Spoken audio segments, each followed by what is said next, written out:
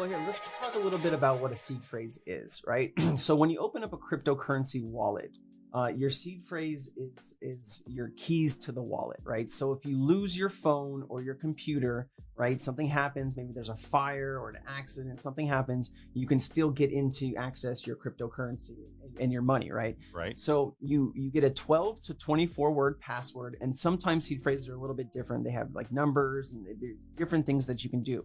So what you want to do with that information is you want to write it down on a piece of paper. You don't want to keep it on your computer. You don't want to keep it on your phone, just in case that your phone's hacked or something like that happens. You want to write it down, and you want to keep it in like a safe or a safety deposit box where nobody has access to it, right? When people are maybe bringing one wallet from a computer to another computer, sometimes if they click on a bad website that makes it look like you're logging into like your MetaMask or things like that, it could be a phishing scheme or something like that. So I've had people that have been in crypto for years accidentally fall for one of these fake websites.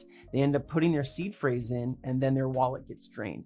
A good way to prevent that, though, is to attach something like a Ledger Nano or a Treasure. That is a cold wallet.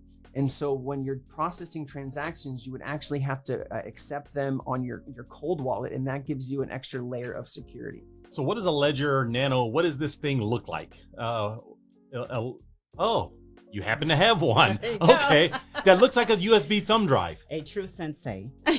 You walk around with a Ledger. Well, that's crazy to me. No, I just someone just happened to be in front of me. I don't know, look at that. But no, a Ledger is a very good device. I do have like 4 of them. So it's a great tool. Not every cryptocurrency though is on Ledger. That's why sometimes people have multiple cold wallets. And so there's different wallets, right? You can have a wallet on your cell phone. You can have a cold wallet, which is a Ledger. Anytime you open up an exchange account, whether it's Binance or Coinbase or KuCoin, something like that, you have a wallet inside of that too, right? But until you move that crypto off an exchange, it's technically not your crypto, right? It's the exchange is holding it for you. And if something happens to that exchange and exchange goes down, you could lose your crypto. So it's always a good idea to take your money, your cryptocurrency off the exchange, put it on a cold wallet where you have the keys, and that's your crypto. Now, what happens if you lose your cold wallet? Well, that's when you have your seed phrases, right? So so it's all, your seed phrase is so important, right? That's like your social security number. You do not give that to anybody. So you said something just really, I just want to touch on it for a quick second, Stormy. You said when it's in the exchange, you don't really own it? You're buying crypto on the exchange, right? So there's a saying in crypto, not your keys, not your crypto. Oh, right. I did not know that. Really might happen here, guys, is if the United States decides to pass regulation and part of that regulation is to do with exchanges, being able to KYC, which is know your customer.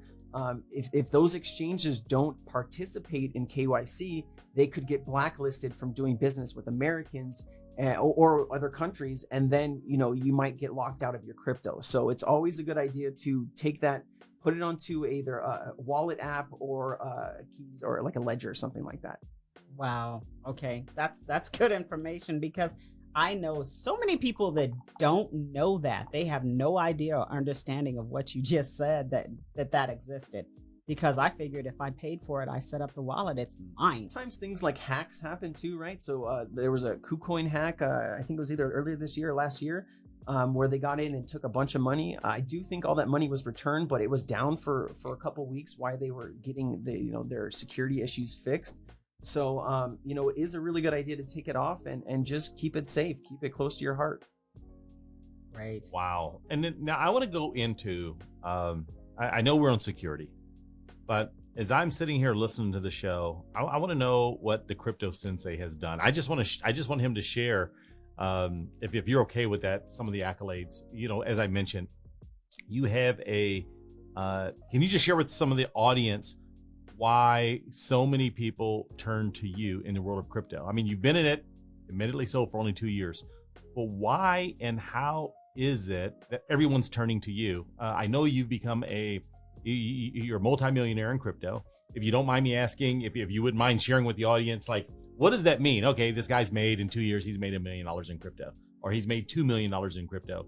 And I don't know what you're willing to share, what you're not willing to share, but I do know I read an article about you, about your service station. Oh yes. And as I read this article, you know, for the audience, as I'm reading this article, it's talking about this guy who's making, you know, in the article, I think it's at $16,000 to $30,000 a month with the service station. And as I'm reading the article, I'm thinking like, man, this is pretty cool.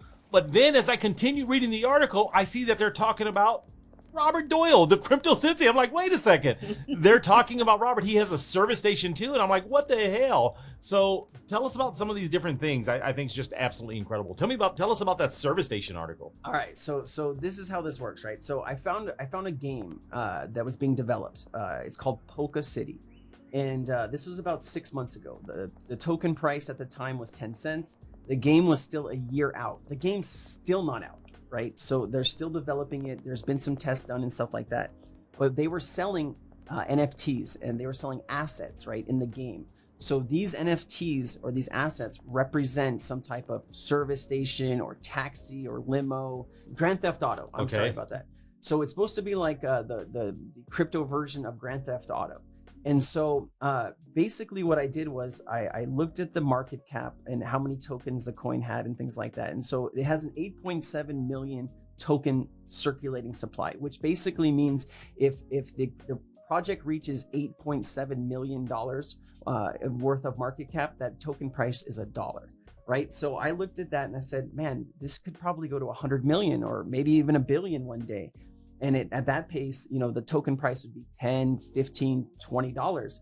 And so I made an educated gamble, I guess you would say, that the price would go up on the token. And so I spent $23,000 on the service station, right? One payment, bought it. And every month it pays me 15,750 PolkaCity tokens, right? And so the game still hasn't launched yet. PolkaCity went up to $3. Just a couple, you know, like 2 months ago, before the, you know, the kind of market's kind of been down right now. But I've been able to make at least $100-something thousand off of this thing in the last 6 months, and I only paid 23 grand for it. And the game's not out yet, guys. Now, I would ask, if some people are hearing right now, you know, some people listening may be saying, okay, that's pretty impressive. So he's a one-trick pony. That he got pretty darn lucky. So is that your biggest and best project? No. Is it even close? No. Oh. No. You know, I'm in a lot of different things. I got my hands in a lot of different things. Being, you know, now that we have about 1,800 paid members in our community, I am basically overrun with information. I probably do about 800 to 900 messages a day between people in the community and new projects reaching out.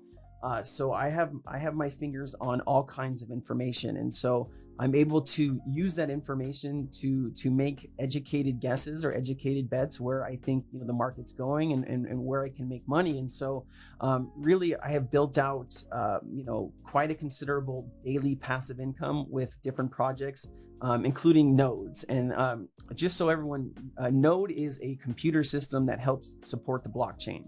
It keeps a record of the transactions on a blockchain. And the really cool thing about blockchain is everything is tracked, right? So you can actually take my wallet address and see everything that I have in my wallet. I know there's a lot of people in my community that track what I'm buying and what I do. So, you know, it's really nice because everything's out in the open, right? So there's really no hiding, no secrets. And so, yeah, everything's out in the open. And so with nodes, basically what you do is you're supporting a blockchain, right? And so the best rewards for nodes are always in the beginning, right? With anything. So if you get in early and you support that blockchain early and you help build it out, you're going to get paid in that cryptocurrency. And so I'm in stuff like Strong Block. You know, I have pre-search nodes. I have Gala Games nodes. There's these new node projects that are popping up. Thor is one of my new favorite projects that I got into. Thor nodes. I'm building those out. You know, and power nodes. I mean, there's just, I'm in so many. I think I have maybe about 1,500 nodes at this point. I set my goal this year at 500, and Wow. I'm at 1,500 now. And so, it's money printing at this point. It's kind of crazy. You said your goal at 500, you did 1,500. He's a slacker. He's a slacker. This year in capital gains, I've made about 2.5 million. A lot of the stuff has come towards the last 2 months, though. A lot of these node projects have popped up these last 2 months, and I've been able to build out somewhere between $50,000 to $60,000 a day currently. Does crypto, does it really move this fast? So I mean, yes and no, right? So when you get into a project, right? If you're buying cryptocurrency to hold on a project, you're thinking that, you know, this project or this blockchain is going to increase in value over time, and you're basically making an educated guess or a bet that, you know, you are participating, right? So you're buying that crypto, you're supporting that network, and you're holding on to that, thinking that later on this is going to have a higher value where I can take some profits and things like that.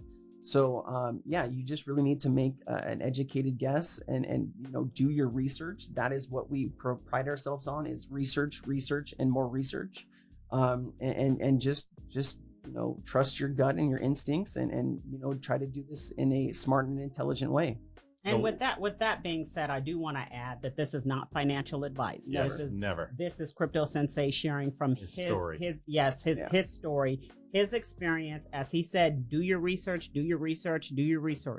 Only put in money that you're willing to lose. Absolutely. Exactly. Absolutely. So just so that we're clear, this is not financial advice advice as we've gone into the financial realm of this show right now. You know, one of the things that I think is interesting, so I got involved with Cryptonairz, I want to say back in July, right? And at the time, I believe you had, there was the Crypto Sensei, and there was 10 masters of blockchain. And now you mentioned that there are more masters of blockchain. And one of the things that I found pretty darn interesting as I got into this space was that I was racking my head, researching, trying to figure out projects. And then once I find a project on one of these platforms, whether it's on, I hear something on Twitter or some social media channel, then I go research it. And then I don't know who to trust and not to trust. But you mentioned you now have 35 people, right? So that's a lot larger of an organization than what you were before. The thing that I found pretty incredible is, okay, it's $100 a month. And for $100 a month, is this worth it? Am I saving any time? And the thing that I find that's pretty incredible is the fact that how much the community has grown. 1,700 or 1,600 members now. And let's talk about that exchange of value. So whether I become a bull at $50 a month or a super bull at $100 a month, I understand there's something now called an alpha bull that we'll get into in just a second, right? That exchange of time, for me personally, I found that to be extremely valuable, because for $100 a month, I don't have to do the research, and I'm getting projects that are vetted. And one of the things that I understand about vetting and, you know, in terms of vetted projects, are the fact that they're audited. Can you talk about what that means? Because that's something that I recently have become familiar with. So I'm certainly not the expert on it, but the fact that you audit a project, what does that mean? What does it mean when the Masters of Blockchain dives into a project, and how does that help me as someone that wants to be part of a legitimate community that helps me discover projects? Well, here, let me correct one thing. You said that we do the research, though you don't have to. That's technically not the way true. to do this. Yeah. Okay, so got it. We do the research and we present the information. It is up to you to do that extra research yourself to make sure that, you know, what we're putting out is good and you actually understand it. There is a lot of members that just take what we say and go, which is, you know, up to them. You know, it's never financial advice. We're just providing information, pointing you in the right direction.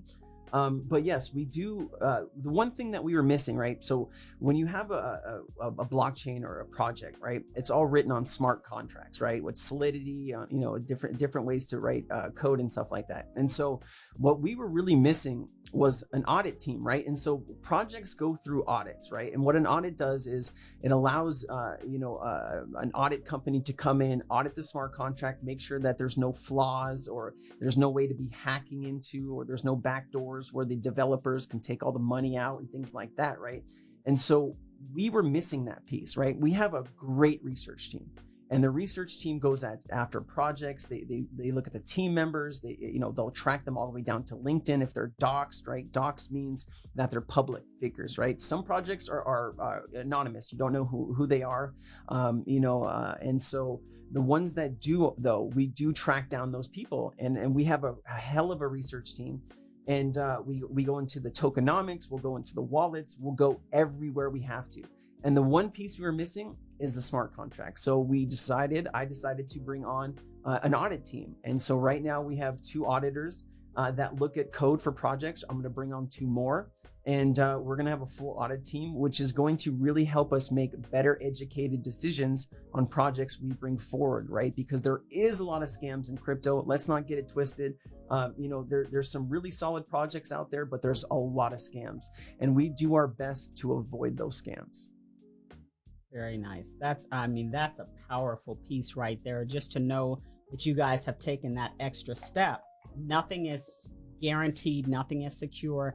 But what does end up happening is that it gives us the ability to feel safe in that the due diligence is being done. Yes, ma'am. Which is really powerful.